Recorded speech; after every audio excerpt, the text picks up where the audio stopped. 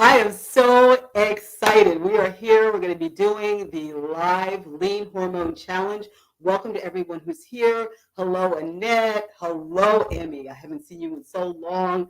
Felicia. Anyone else, if you want to put your names in there so that I know that you're here, and let's be really um, as involved as we possibly can be. So I want to add this in here. So we're going to be going through this challenge today, right? But before we do that, I love to start off with a little question. So my pop quiz is, and put answers in the chat, what percentage of body weight does the average woman gain during early perimenopause? What do you think it is? A, B, or C? If you'll just put that in the chat. Hey, Priscilla, put that in the chat if you would. A, B, or C? Is it 3 to 5%, 5 to 8, 8 to 12%? What do you think the average woman gains in the early part of early perimenopause? Very good. Good. So B, we got C. Excellent. Got C as well. All right. So the answer, and it's a little bit tricky, it's B. It's because it's early perimenopause, okay? So this is in the very beginning of when things start changing around. So do you think it stays like that? No, it's going to be more by the time we get through all of perimenopause and menopause. So that's anywhere in that very first part, gaining about 8 to 15 pounds, right? 8 to 15 pounds. And I want to just know, does that sound familiar to any of you? Are you here on this call because this is one of the things that you're starting to struggle with? Let me know that in the chat as well. I'd like to know as much as possible so that I know who we're dealing with and so I can actually make this as tailored to you who actually took time out on a Sunday to actually start learning a little bit more about yourself. So in our agenda today, what we're going to be doing uh, what we're going to be doing is I want you to leave here knowing a few things. Number one is why your appetite suddenly seems out of control, right? And we had a quiz, and some of you have filled it out before. We'll be getting into that quiz a little bit later. But why does that happen? And it seems like it's bam, it just like turns on a dime where your appetite, you just can't seem to control your appetite anymore. Right, right. And you're right in that it's not just perimenopause. It keeps continuing on. Number two, the key hormones for appetite control. And I'm gonna actually out myself because that was an issue with some of the programs that we have, and we'll be talking about those a little bit later. Even if you're not an endocrinologist, you don't have to know hormones to know these four hormones, the specific foods that are going to curb appetite, right? Because not everyone wants to take a medication or do something out of the ordinary when they want to lose some weight. The strategies that you're going to go, because it's not just about what you eat and how you work out. Because don't we all hear that? If you want to lose weight, eat less, move more. Well, guess what? There's a lot more to it. And we're going to be going into that as well today.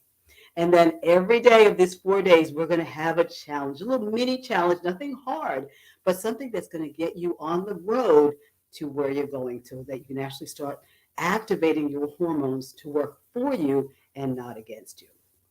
But before we get rolling, I want to make sure that if you're here, that you stay until the end, because what I'm going to be doing is sharing with you some ways that you actually can get the Lean Hormone Recipe Flipbook. So all of the things that we're going to be talking about, the specific hormones, how do you activate them? How do you turn the ones that you don't want on? How do you turn those off? I put it all together in a book for you. And for those of you who don't like to cook, or you look at this and you're like, I don't want to cook, I'm actually going to share with you how do you find places that will actually deliver to your door, the same types and quality of foods that we're talking about here. And the third is if you are on the road a lot and you can't get it delivered, you can't cook it, you're on the road, what do you do then? So this is going to be covering all of those things. Just make sure you stay until the end. Now, let's do this. Before I go into this, I want to introduce myself briefly, I do mean briefly, to those of you who may not know me. I'm Dr. Susan Lavelle. I was a former ballerina many, many moons ago. And this second picture is me the last day in the OR as a plastic surgeon. And what I'm going to be sharing with you is how I changed from that second career of being a plastic surgeon into what I do now, which is lifestyle medicine, lifestyle health. And I want you to hear my journey because for a couple of reasons. Number one, not even doctors get it right all the time. Okay, we are not always right. But even more so, it's not so much about me. This is about you. How do you make these changes that you're going on? Okay. So I first want to rewind, and you see that date there, 2008. At this point, I was living in Northeast North Carolina. I had left my first plastic surgery practice in New York City, and I actually left after 9/11. The city changed, and I just didn't want to be there raising my children in that environment at the time. So I think I actually overcorrected, and we ended up in a small town in North Carolina, 6,000 people in the entire county. I was living next to cornfields. And it was great for business, though, because I was the only plastic surgeon for miles, for 50 miles. So you know I was busy from day one. That meant I was working during the day.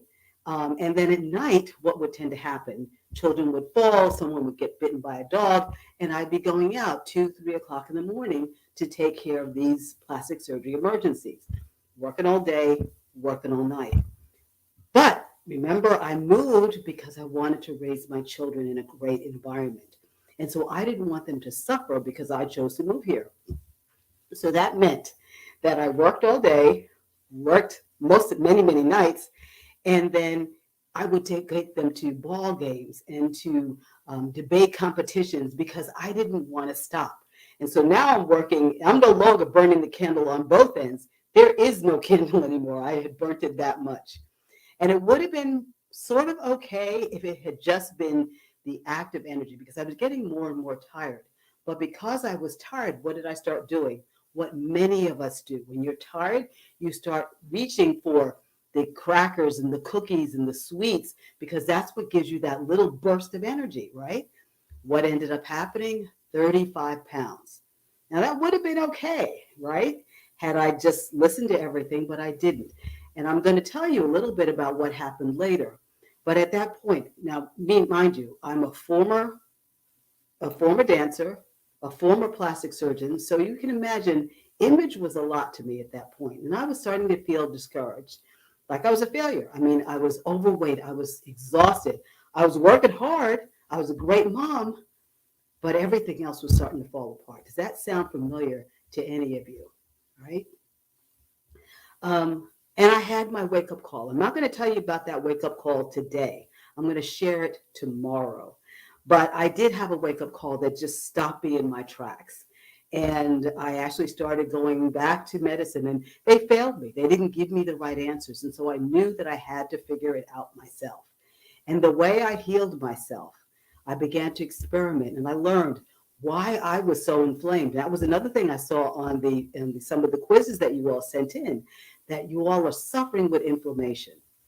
I changed my nutritional lifestyle. You notice I did not say diet because I don't just throw that word out of the garbage. You don't want to diet ever again in life. You do want to change how you're eating for the rest of your life. It now becomes your lifestyle. I brought in activity that was fun and I changed my mindset.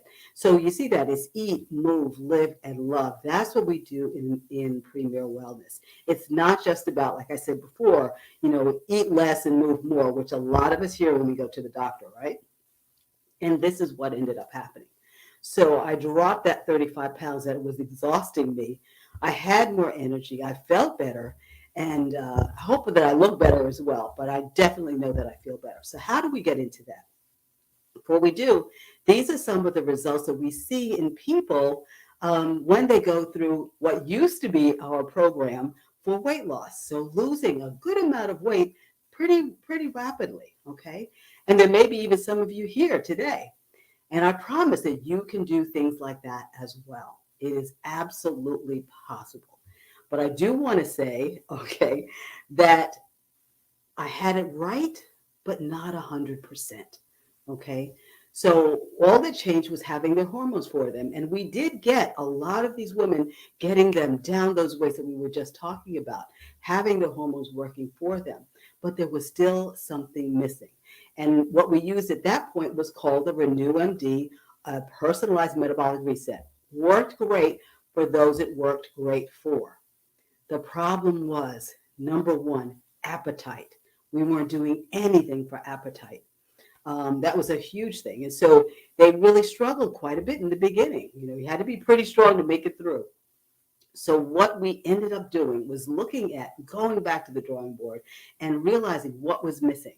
So with that other one we just talked about, the one where people were dropping, that 20 to 30 pounds in 6 weeks, we were releasing that stored fat like gangbusters, right? 20 to 30 pounds in 6 weeks. That's a lot of fat.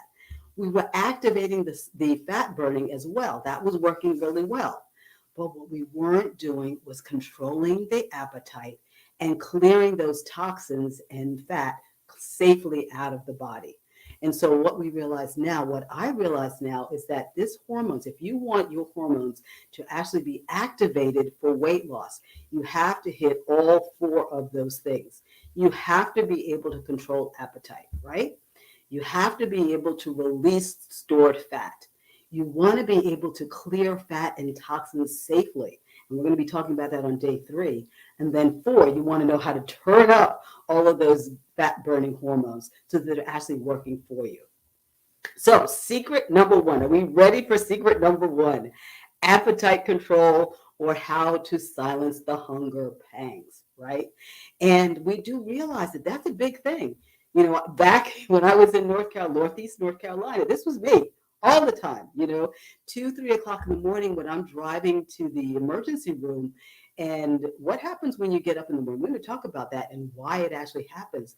All of a sudden, you're really hungry. So I'm just putting stuff in, drinking coffee to stay up, drinking, things like that, and eating. And with me, it was a lot of chips and fries because I like the salty, crispy things. Anybody else? Share with me in the chat if you do.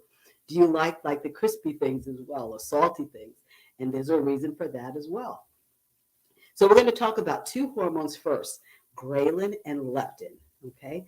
Now, ghrelin, I call this, the way that I remember the 2 of them is ghrelin makes your stomach growl, right? Ghrelin growl. It's made in the stomach, and we call it the hunger hormone. So this is the hormone that gets turned on that tells us it's time to eat. So what tends to happen? That's you, and that says crispy and salty, and there's a reason for that. In that we're going to be talking about that. Ghrelin actually, as I said, it's the hunger hormone, and it's revved up whenever you eat processed and sugary foods. So what happens when we're hungry? We're on the road, we're busy. What do we tend to reach for, right? We reach for the things that are fast and right there. And that was me, okay? Reaching for the chips or the fries I wasn't so much a sweets person, but I really was all of that crispy, salty stuff, okay? And what does that do? Does it actually satiate you? No, it makes you more hungry. That's why when you wake up in the middle of the night and you go to the fridge, what are you usually going there for?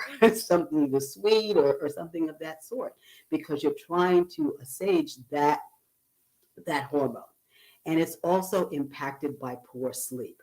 So if you're not sleeping well, and this is something you're going to hear over and over and over again, if you are not sleeping well, you're making it harder and harder and harder on yourself to actually lose weight. Okay. The second one is leptin. Okay. Now remember, ghrelin makes your stomach growl. Well, leptin makes you lean. Okay. So leptin is the hormone that's actually made by fat cells. And it's the hormone that tells you and tells your body, I've had enough. I'm not hungry anymore. It gives you that full feeling, right? It also regulates your energy balance. So if your leptin levels aren't right, you're going to start being exhausted. Okay, you're going to be more tired. Now, here's the little kicker. One would say, okay, if leptin makes us lean, makes us feel full, why don't we just keep raising those levels up and up and up? The more, the better, right? No, that's not true. The thing with leptin is the more your body sees it, the more resistant it gets to it. So it's what we call leptin resistance. And so, and because it's made in fat cells, the more weight you gain, the hungrier you're going to feel, because your body's no longer turning off that sensation that you're full. Does that make sense? So as you start to lose weight, once you get past that appetite control thing, once you lose weight and you don't have so much leptin, you start feeling satisfied quicker. Okay? So, the third is not so much a hormone, it's actually a neurotransmitter. It's a messenger to the brain. Now, this one is serotonin, and you may have heard about this one because it's very much related to anxiety and depression. Low levels can be very related to anxiety and depression. This one is also made in the stomach, just like ghrelin is, which means we need a healthy gut to have these hormones that help us to lose weight, right? The problem with this is that because it's our feel good hormone, if we don't have good levels, we don't feel good. We feel, as I mentioned, anxious or depressed. We want to eat more because what happens if you feel sad, you want to do something to make yourself feel better. And so what we tend to do when our levels are low is we start overeating and start making poor choices about what we are eating. It's also important. Serotonin is also way up there as one of what we call the precursors, one of the early parts of what makes melatonin. How many of you have heard of melatonin, right? Put that down in the chat if you have, if you know what melatonin is, or if you've even taken melatonin in the past, right? Melatonin is there and kind of helps you to sleep, right? So if you have serotonin, you take it all the way down the pathway and eventually you have melatonin. All right, so if we're not getting enough of that, that's a problem. Okay. And then the last one, I love this picture when I saw it because this is actually what dopamine is like, right? We were just here, right? This is essentially what dopamine is all about, right? And that's what keeps you scrolling on your phone, looking at cat videos. Every time you see something that's new and it gives you that little dopamine push, right? It gives you that dopamine hit. You want to do it again and again and again, right? And this is what the dopamine is, that reward and pleasure neurotransmitter. Every time you do something, it's hitting your brain and it's telling you, let's do it again. I like that. Let's do it again. Let's do it again. So what are the things that start that dopamine hit? Foods, things that are high in sugar, fat, salt, the same things we just talked about, the processed foods. It's also involved with our mood regulation. Same thing like serotonin is there with mood and feeling sad. This is more about how good you feel, right? And it's also related to food addiction. So if we have low levels of dopamine, we're going to be more likely to, get up. Remember, we got the ghrelin waking us up in the middle of the night because now we're hungry. The dopamine, the low dopamine is going to tell us, don't eat just one cookie, eat that whole bag, right? And so now we got these hormones really working against us. So what are we going to do, right? Does this sound familiar to anyone, this kind of stuff? All right, so here is lean hormone nutrition. What are these four hormones we just talked about. So for ghrelin and growling, what makes sense? We want to fill ourselves up. What's the best thing to fill yourself up with? Fiber, okay? Broccoli is a wonderful thing as well. Apple cider vinegar, because it's going to help your stomach as far as digestion, and then chicken. Okay, that's the four foods. And there are many more. I will be sharing those with you in that printout that we have as well. Now, leptin, on the other hand, you said ghrelin was more like fiber and things that actually make you feel better, feel full. Leptin, though, it's more looking towards the healthy fats. If you look at that, avocado. Now, chia seeds, yes, they are fiber, but they also have a little bit of fat in them. And then salmon, okay, and wonderful omega-3, eggs, and then again, fiber. Serotonin. So how many of you realize or remember like a turkey dinner, Thanksgiving dinner, what tends to happen to people afterwards? You get sleepy and tired, right? A lot of times. Why is that? It's the turkey. It's that lean meat in the turkey. But there's a hormone in it that's related to serotonin. It's called tryptophan. So when we're eating a lot of turkey, we're actually giving our bodies some serotonin, right? Which is going to make us feel better. Remember? So turkey, avocado again, chicken, tuna, spinach, and nuts. So for those of you who are seeing a lot of, if you're more vegetarian or vegan, there are definitely foods in each one of these categories as well. And then the last one would be dopamine. Okay, how do we turn on our dopamine and have it working for us? Not too high, but not too low either. And those are the foods that do that. Okay, so for these four things, here's what we're going to have for today. Like I said, these are not going to be long talks or anything. I'll stay on to answer questions if you have, but I don't want these to be long conversations. I want you to get in, get out, get the knowledge that you need, and be ready for the next day. So for breakfast, okay, we're going to hit those things we just talked about. For breakfast, it's going to be an avocado, spinach, and chia seed smoothie. Okay, delicious, delicious. You're mixing those things, and there's actually even a banana in this one.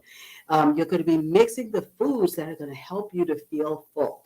Now, remember, when I talked about the other program and we still have that program available for someone who really has, a reason. They want to drop that 20 to 30 pounds in 6 weeks, no ifs, ands, or buts. They're ready to just kind of get through it and get it done. Get her done, right? But as I mentioned, we want to make this so it's not something you have to hold on to and grit your teeth and get through. We want you to be able to enjoy. And so with these things, it's not about how much you're eating, it's about what you're eating. It's the specific combinations of what you're eating here. And this is going to be as far as appetite control.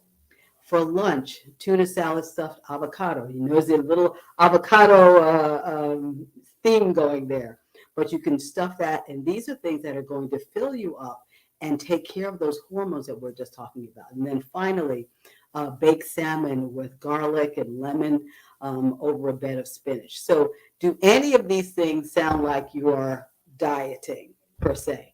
No, they shouldn't. At least I hope they don't. Um, these are foods that are there um, to give your appetite what it needs to feel satisfied, but also to give your brain what it needs to be happy, to hit that dopamine, get that dopamine hit because the food tastes good, it looks good, it is good, and it's good for you. So that's going to be the very first step of this 4 weeks. So let's recap what we learned today. Number one, we want to be able to improve our leptin and ghrelin. Remember, leptin is the lean hormone. We don't want too much of it because it will actually stop responding as well. And thanks, Arlene. I love that. We don't want too much of it because our body stops responding to it. Okay. So as we start to lose weight, our appetite is actually going to get more into where it should be. Okay. It's because we're starting to reactivate our leptin and we're toning down the ghrelin. Okay. The growl, the stomach growling. Number two, we want to support serotonin and dopamine production. And one of the best ways that we can do that is by getting enough sleep. Okay. A lot of our hormones are reactivated, are changed, are balanced at night. So for many of us, if we think that, 3, 4, 5 hours of sleep every night is a good thing, or that it's all that we need, and we're struggling with weight, then we're fooling ourselves. Okay. We need that sleep. Sleep is when our hormones balance. It's when they get in line, and that's what we need to do. Okay. And then the last thing is practice mindful eating.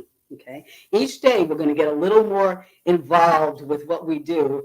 But today, all we want to do is see if we can get a little bit more sleep. Okay. So if you normally get 6, maybe go to bed 15, 20 minutes earlier. Get a little more sleep. Start adding that on. And then the last thing is to practice mindful eating. Because how often does our eating look like this, right? We're sitting, either we're in the car driving somewhere, we've got our food on the chair next to us, and we're just kind of stuffing something into our mouths. Or even if we're home, even if we're home with someone, we're sitting there, we're on the phones. I mean, and guilty. I have to say guilty. Sitting on the phones, scrolling, doing things other than looking and really tasting what we're eating. So mindful eating for today, and that's all you need to do. One meal, try it for one meal. Just sit with your food, and if many of us will pray beforehand, do that if you do. And then when actually take each mouthful and actually taste it. Don't just, do what a lot of us do, take it, do the 3 or 4 chews, drink a little bit of something to get it down faster and go on to the next mouthful. You want to taste every single bite. Right? First of all, it's going to take you longer, which is going to, as many of us know, it's going to start turning on those I'm full hormones as opposed to not. But it's also changing our mindset about what we're actually doing. Okay, so that is the challenge for today. Just have one meal, and not all day long, one meal, mindful eating. If you're doing it by yourself, it should be pretty easy. And even if you are eating with another person, you be mindful with them and your food. Okay, enjoy it. Turn the TV off, put the phones away, make it just about, the two of you, the three of you. If it's a family thing, make it about the family. And that's it for today. Now, I promise for those of you who stay to the end, that I was going to show you how to do that. So just as a reminder, the 4-step process is number one, control appetite. And when we get to day 4, I'm going to show you some advanced techniques for all of these. So we're starting with these easy ones that everybody can do. Number 2, release that stored fat. That's going to be tomorrow. How do we start letting go of the fat that's in those cells so that we can clear it out? Number 3, once we get it out of the cells and it's in our blood system, how do we get it out of the body? Because you don't want that fat recirculating or the toxins recirculating. And then number 4, how do we activate those fat burning hormones again? So there's a lot more to this. But for today, I just want to say, isn't it time to start making it easier on yourself? I mean, a lot of us struggle. I struggled for years, for longer than I'd like to say, probably about 15 years, trying to figure this all out. And finally did. That's what I'm sharing. So remember, to get the Lean Hormone recipe book, if you like recipes and cooking, it's here for you. If you don't like, it will be in there. It will show you where you can get the food actually delivered to you that will support this particular activity. And number 3, if you're on the road a lot and you can't do either cook or have delivery, what are you going to eat when you're actually out there? Okay? And the way to do that is to fill out the Lean Hormone quiz. There's the QR code, there's the actual link. I know some of you have already done there. Yes, Emmy, yes, magnesium helps wonderfully with sleep. And many of us are deficient. No ifs, ands, or buts. We're deficient in magnesium. Matter of fact, that's one of the most common deficiencies in America is magnesium.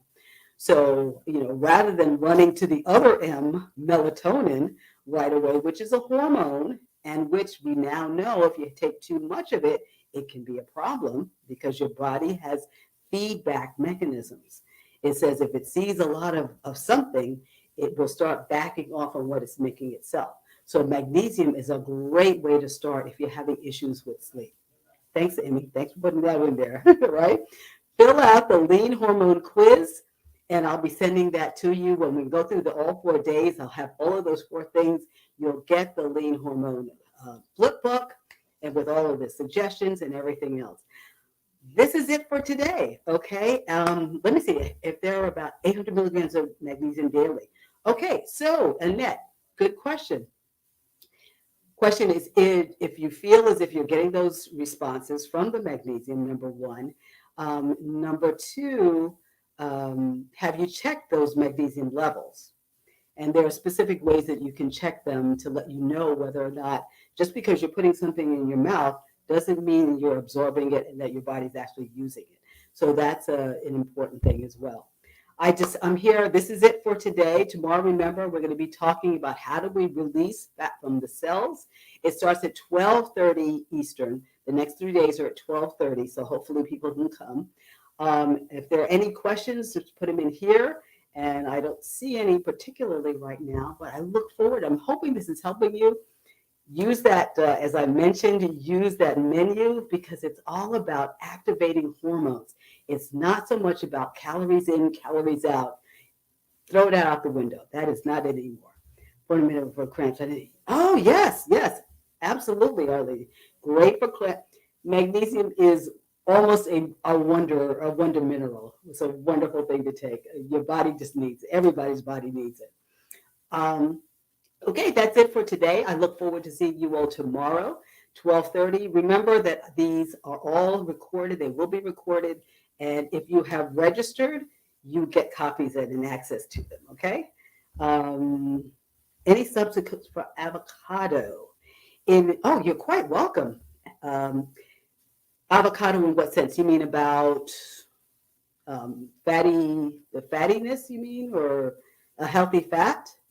Well, So one thing that's good is flax seeds, golden flax seeds. Don't get it ground. You can just get the flax seeds as it is, and then put that into like blender and everything. If you don't want to grind them until you're actually getting ready to use them. Eating it, right. I hope that was what you were asking, Mickey. Are you talking about like how do you get other things for the fatty, that healthy omega 3s? Okay, they're very. Oh, thank you, Emmy. You're so sweet. Emmy was my nurse. Was worked with me when I was in Staten Island. She's such a wonderful person. We've been pals for decades now and still are. Okay. Thanks so much. Thanks so much. I look forward to speaking with you all and seeing you all. I can't see you, but being with you all tomorrow. Remember, if you fill out that quiz, you get the book on day 4. All right. Take care. Have a wonderful day. Enjoy the rest of the beautiful day outside. Take care. Bye bye.